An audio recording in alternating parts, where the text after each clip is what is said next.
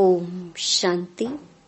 29 मई 2024 बाबा के महावाक्य। मीठे बच्चे, याद से याद मिलती है। जो बच्चे प्यार से बाप को याद करते हैं, उनकी कशिश बाप को भी होती है। प्रश्न: तुम्हारे परिपक्व अवस्था की निशानी क्या है? उस अवस्था को पाने का पुरुषार्थ सुनाओ। उत्तर: जब तुम बच्चों की परिपक्व अवस्था होगी तो सब कर्मेंद्रियां शीतल हो जाएंगी। कर्मेंद्रियों से कोई उल्टा कर्म नहीं होगा। अवस्था अचल अडोल बन जाएगी।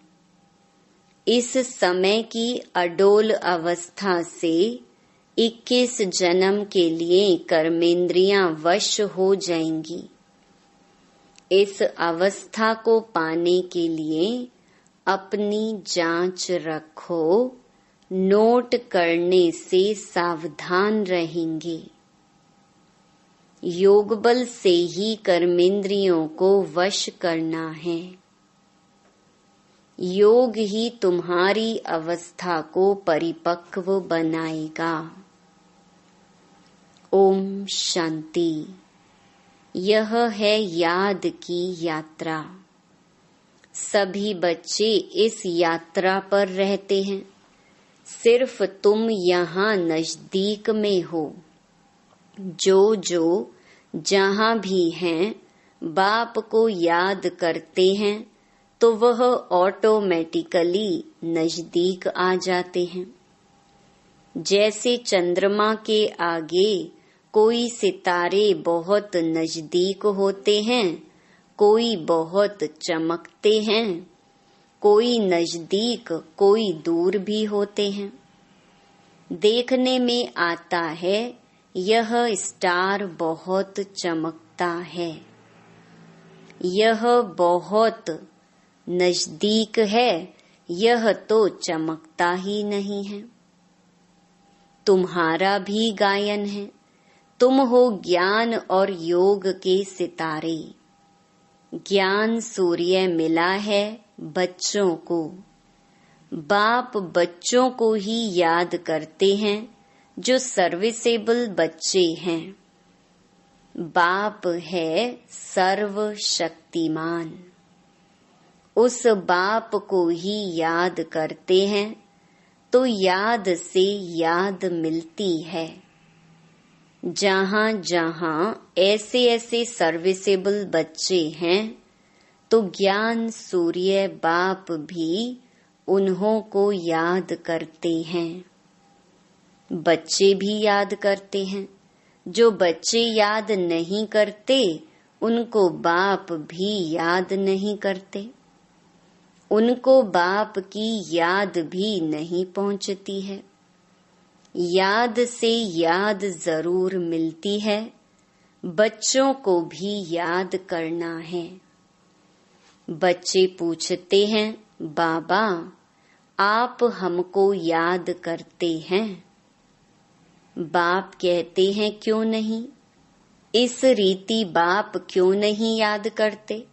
जो जास्ती पवित्र हैं और बाप से बहुत प्यार है तो कशिश भी ऐसे करते हैं। हर एक अपने से पूछे कि हम कहाँ तक बाबा को याद करते हैं। एक की याद में रहने से फिर यह पुरानी दुनिया भूल जाती है। बाप को ही याद करते करते जाकर मिलते हैं। अब मिलने का समय आया हुआ है। ड्रामा का राज भी बाप ने समझाया है। बाप आते हैं, आकर बच्चों को अपना रूहानी बच्चा बनाते हैं। पतित से पावन कैसे बनो सो सिखाते हैं। बाप तो एक ही है, उनको ही सब याद करते हैं। परंतु याद सबको नंबरवार अपने अपने पुरुषार्थ अनुसार मिलती है। जितना बहुत याद करेंगे वह जैसे कि सामने खड़े हैं। कर्मातीत अवस्था भी ऐसे होनी है। जितना याद करेंगे कर्मेंद्रियां चंचल नहीं होंगी।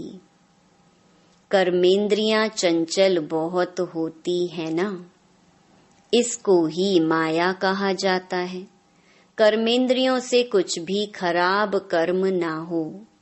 यहाँ योग बल से कर्मेंद्रियों को वश करना है। वो लोग तो दवाइयों से वश करते हैं। बच्चे कहते हैं, बाबा यह क्यों नहीं वश होती है? बाप कहते हैं, तुम जितना याद करेंगे उतना कर्मेंद्रियां वश हो जाएंगी। इसको कहा जाता है कर्मातीत अवस्था।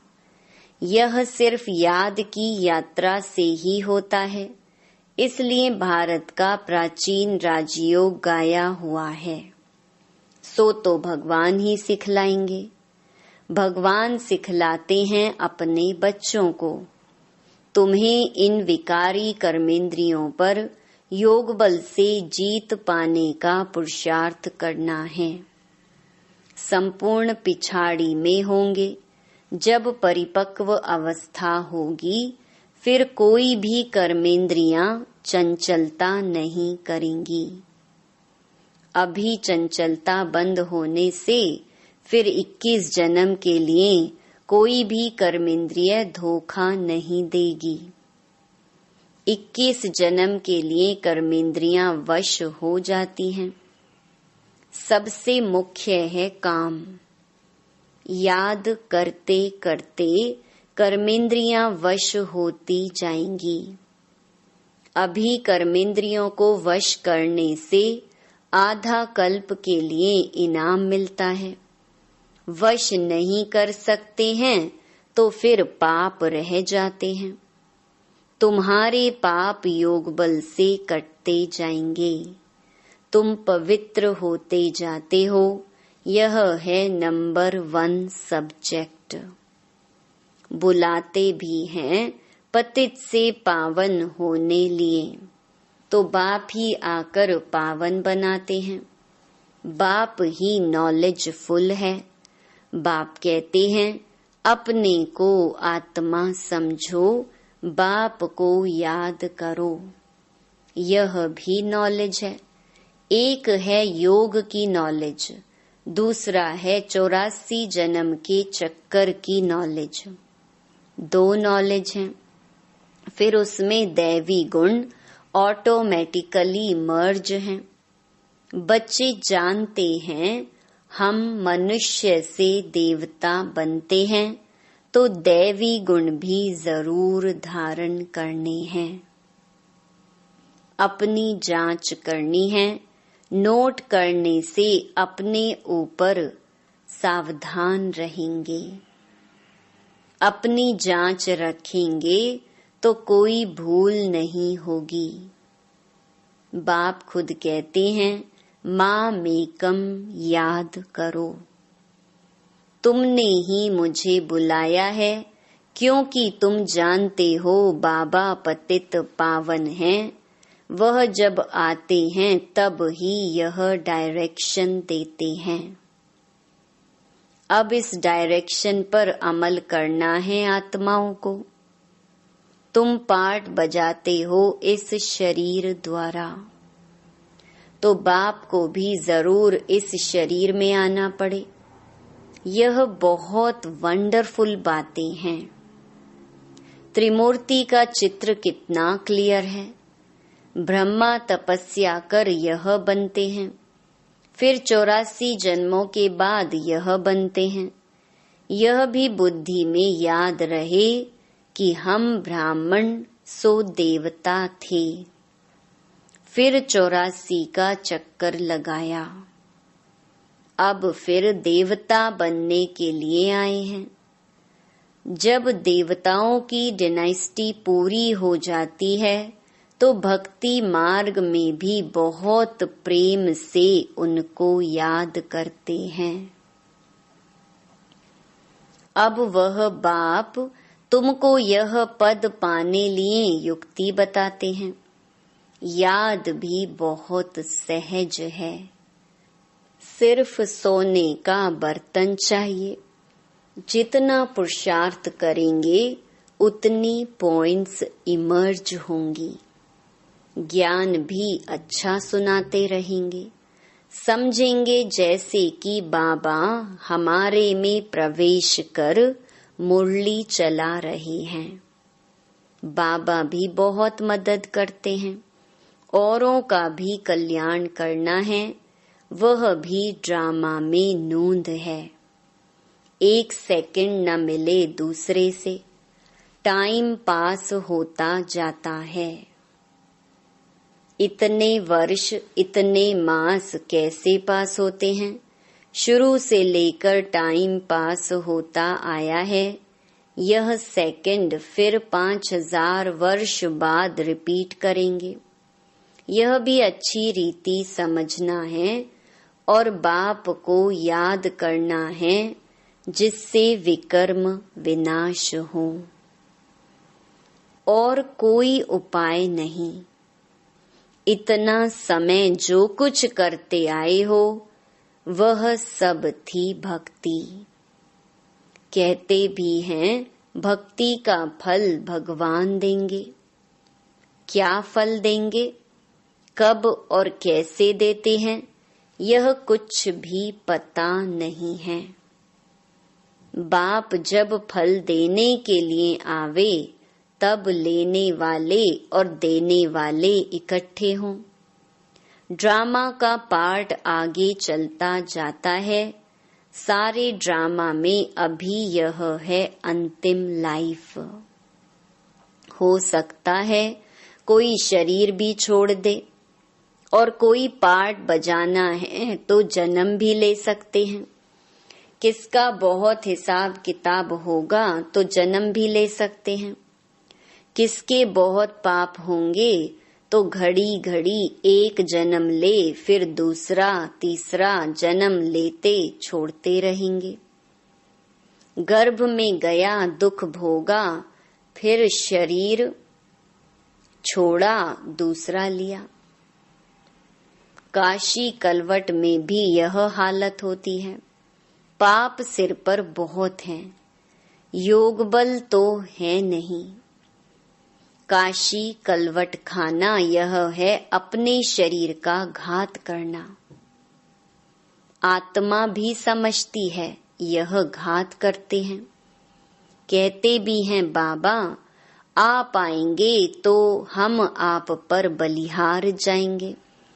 बाकी भक्ति मार्ग में बलि चढ़ते हैं, वह भक्ति हो जाती है।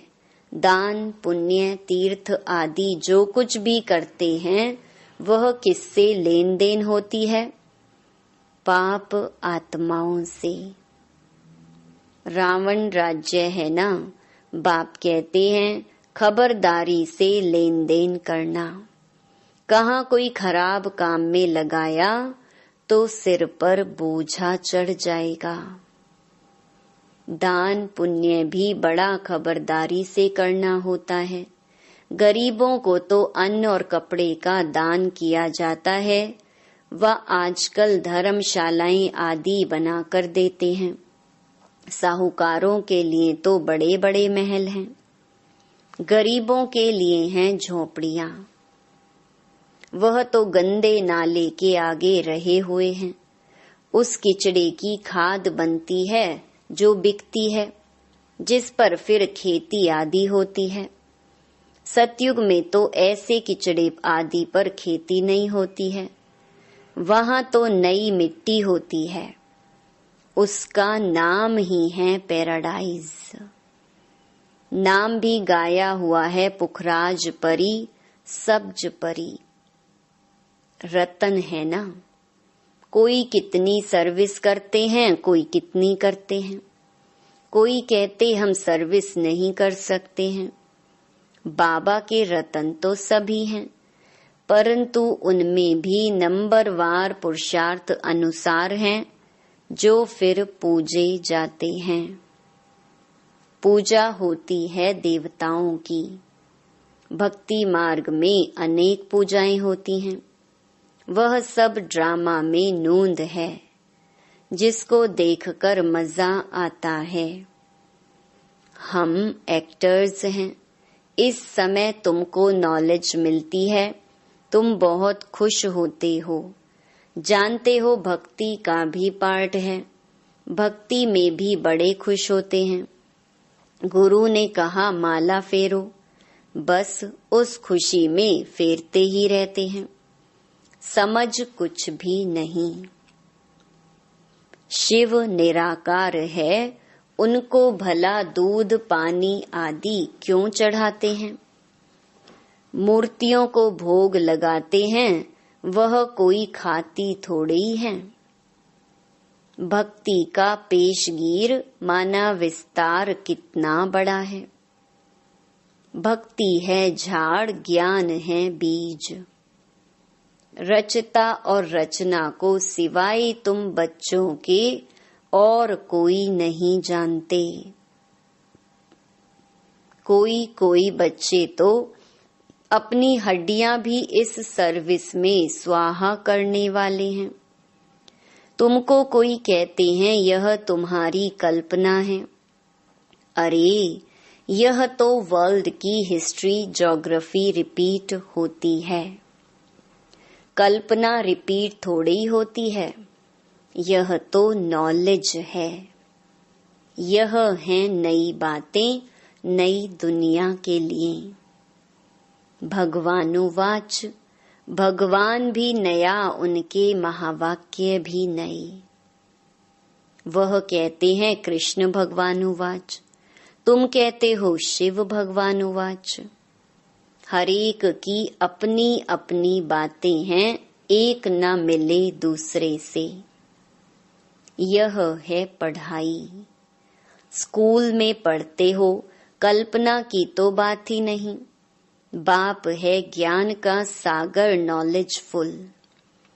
जबकि ऋषि मुनि भी कहते हैं हम रचता रचना को नहीं जानते हैं। उन्हों को यह नॉलेज कहाँ से मिले, जबकि आदि सनातन देवी देवता ही नहीं जानते। जिन्होंने जाना उन्होंने पद पाया। फिर जब संगम युग आए तब बाप आकर समझाए। नए नए इन बातों में मूंझते हैं। कहते हैं बस तुम इतने थोड़े ही राइट हो, बाकी सब झूठे हैं। तुम समझाते हो गीता जो माई बाप है उसे ही खंडन कर दिया है। बाकी सब तो रचना है, उनसे वर्षा मिल न सके। वेदों शास्त्रों में रचता और रचना की नॉलेज हो न सके। पहले तो बताओ वेदों से कौन सा धर्म स्थापन हुआ? धर्म तो है ही 4। हरेक धर्म का धर्म शास्त्र एक ही होता है। बाप ब्राह्मण कुल स्थापन करते हैं। ब्राह्मण ही फिर सूर्यवंशी चंद्रवंशी कुल में अपना पद पाते हैं। बाप आकर तुमको सम्मुख समझाते हैं इस रथ द्वारा। रथ तो जरूर चाहिए। आत्मा तो है निराकार, उनको साकार शरीर मिलता है। आत्मा क्या चीज है उनको ही नहीं जानते, तो बाप को फिर कैसे जानेंगे? राइट तो बाप ही सुनाते हैं, बाकी सब हैं अनराइटियस, जिससे फायदा कुछ भी नहीं। माला किसकी से मरते हैं कुछ पता नहीं। बाप को ही नहीं जानते। बाप खुद आकर अपना परिचय देते हैं। ज्ञान से सद्गति होती है। आधा कल्प है ज्ञान, आधा कल्प है भक्ति।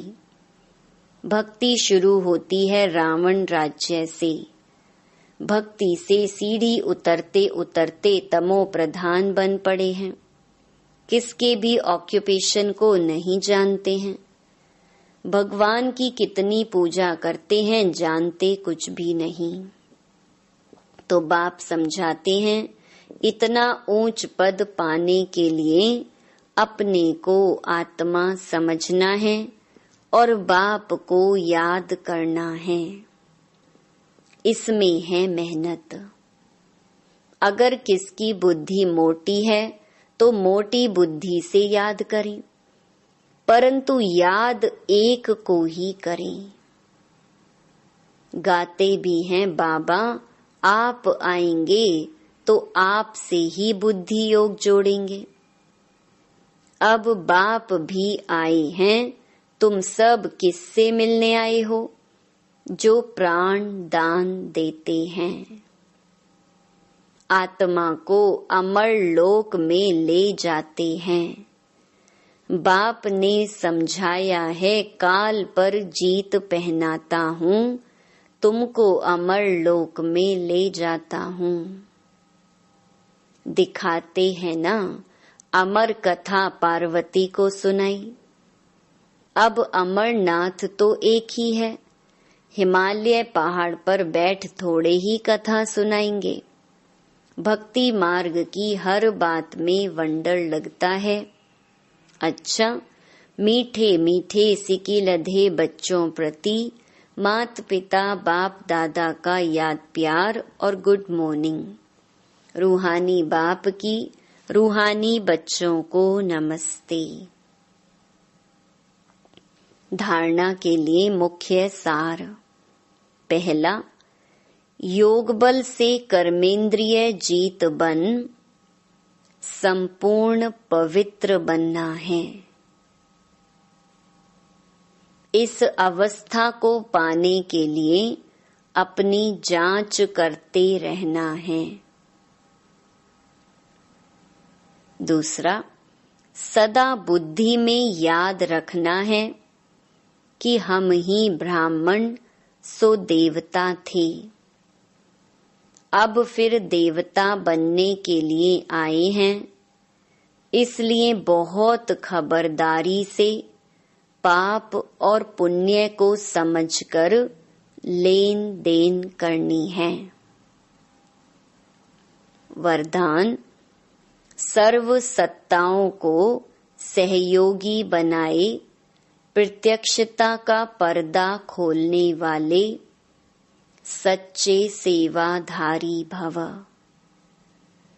प्रत्यक्षता का पर्दा तब खुलेगा जब सब सत्ता वाले मिलकर कहेंगे कि श्रेष्ठ सत्ता ईश्वरीय सत्ता आध्यात्मिक सत्ता है, तो यही एक परमात्म सत्ता है। सभी एक स्टेज पर इकट्ठे हो ऐसा स्नेह मिलन करें। इसके लिए सबको स्नेह के सूत्र में बांध समीप लाओ, सहयोगी बनाओ। यह स्नेह ही चुंबक बनेगा जो सब एक साथ संगठन रूप में बाप की स्टेज पर पहुंचेंगे। तो अब अंतिम प्रत्यक्षता के हीरो पार्ट में निमित्त बनने की सेवा करो, तब कहेंगे सच्चे सेवाधारी। स्लोगन, सेवा द्वारा सर्व की दुआएं प्राप्त करना, यह आगे बढ़ने की लिफ्ट है। ओम शांति।